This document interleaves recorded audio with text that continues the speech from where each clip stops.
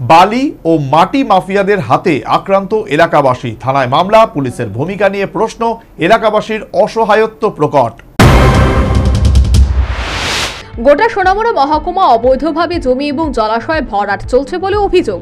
যেহেতু ক্রমাগত এই সমস্ত জলাশয় এবং জমি ভরাট চলছে, ফলে মাটির গাড়ির দৌরাত্ম্য এবং ধুলাবালির কারণে জনজীবন অতিষ্ঠ। এরই প্রতিবাদে বিশেষ করে সংশ্লিষ্ট পথে নিয়মিত জল দেওয়ার দাবিতে সোনামুড়া নগর পঞ্চায়েতের 7 নম্বর ওয়ার্ড এলাকায় রামঠাকুর আশ্রম সংলগ্ন এলাকাবাসী নারী পুরুষ নির্বিশেষে পথ অবরোধ আন্দোলনে সামিল হন। এক্ষেত্রে উল্টো ফল হয়েছে বলে গুরুতর অভিযোগ। কতিপয় বালি এবং মাটি মাফিয়া অবরোধকারী এলাকাবাসীদের উপর হামলা চালিয়েছে বলে খবর। ঘটনায় একাধিক স্থানীয় সাধারণ আক্রান্ত হয়েছে বলে হামলার শিকার এক যুবকের অভিযোগ।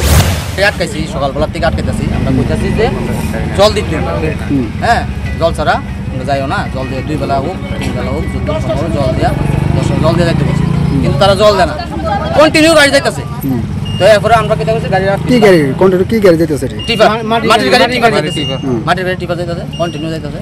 আচ্ছা যাক, এবার বিকাল বেলা নেমে এলা তারা আবার মাছ ধরে ধরেছেরা কইতাছে ভাই যখন বন্ধ রাখো যাইও না, মালিক আইও।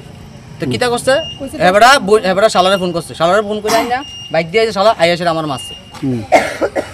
আরে চিনো যে মাছ ধর? হ্যাঁ আরে চিনি। নাম কি? নাম কি তারে? দুলুমিয়ার পুলানা কিটা শুনছি আমি। বাড়ি কোন জায়গা? কালানি, কালা কালা।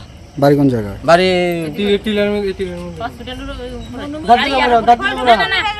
এই ঘটনায় গোটা এলাকায় চাঞ্চল্য তৈরি হয়েছে। এমনকি দুর্বৃত্তের হাতে এক মহিলাও আক্রান্ত হয়েছে বলে স্বয়ং তিনি জানালেন।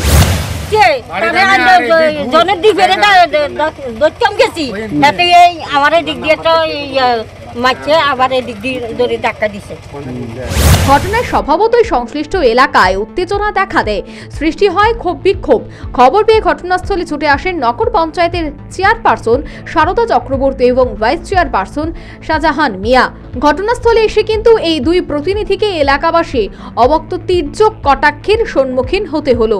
পরবর্তীতে এলাকাবাসী সংঘবদ্ধভাবে এই বালি এবং মাটি মাফিয়াদের বিরুদ্ধে থানায় মামলা দায়ের করে, কিন্তু রহস্যজনক কারণে পুলিশ নিষ্ক্রিয় এবং অভিযুক্তদের গ্রেফতারের কোনো পদক্ষেপ গ্রহণ করেনি বলে গুরুতর অভিযোগ এনেছে।